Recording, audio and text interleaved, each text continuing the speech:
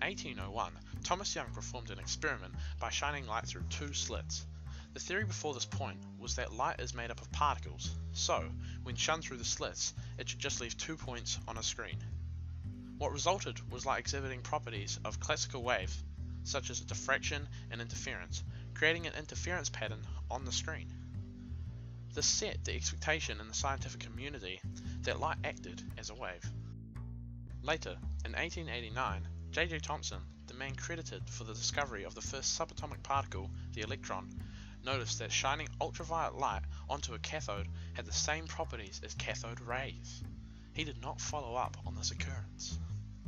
In 1902, Philip Lenard, a student of Heinrich Hertz, researched Thompson's work and began his own experiments, measuring the backing voltage that rays with different light frequencies and intensities had. With Thompson's experiments, the results of the light rays showed the same properties of cathode rays. As cathode rays were proven to be electrons, Philip came to the conclusion that shining light onto a metal surface produced electrons. This was named the photoelectric effect. Philip was unable to find specific quantum relationships and his work was again put aside. Later, Max Planck studied blackbody radiation. A blackbody is an ideal system that absorbs all spectra of light that hits it. It can be approximated as a cavity with a small aperture, which light enters but is unable to escape before it dissipates. It heats up when it absorbs light, which then causes it to emit electromagnetic waves. This phenomenon was studied and it can be explained through Planck's law. This law tells us that the temperature spectrum of blackbody is proportional to the frequency of light.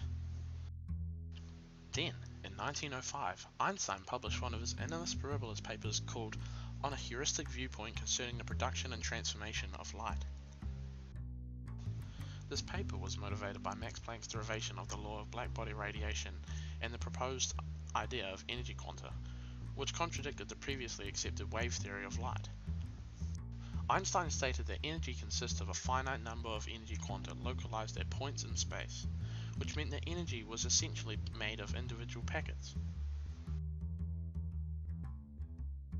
This equation shows the relationship between the energy of an electron and the frequency of the electromagnetic wave that hits it. The frequency is proportional to the energy by Planck's constant, which is a value that allows the frequency of a wave to be converted into its energy, and this is equal to 6.63 times 10 to the negative 34 kilograms meters squared per second.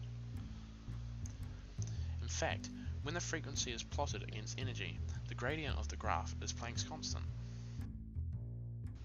However, as Einstein observed, electrons aren't always free from the metal surface.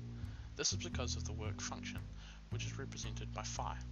The work function varies from metal to metal, but is essentially the minimum amount of energy required to get an electron off the plate. Any wave with the same or more energy than required by the work function will eject an electron. The maximum kinetic energy of an electron can be found using the stopping voltage. This is the minimum voltage required in a circuit to prevent a photoelectron from reaching the second plate and pull it back to the plate it left from. The stopping voltage for a red light is quite low, at about 0.37 volts, while the voltage to pull a photoelectron with the energy from the blue light is 1.14 volts. This relationship exists because light with a higher frequency gives more energy to the electrons, which means they require a greater voltage to pull them back. To conclude, in this lab we learned about the photoelectric effect and the wave-particle duality and how it led to the beginning of quantum mechanics. But even after all of these discoveries, we can't decide if light is made out of waves, particles, or both. Thank you for watching.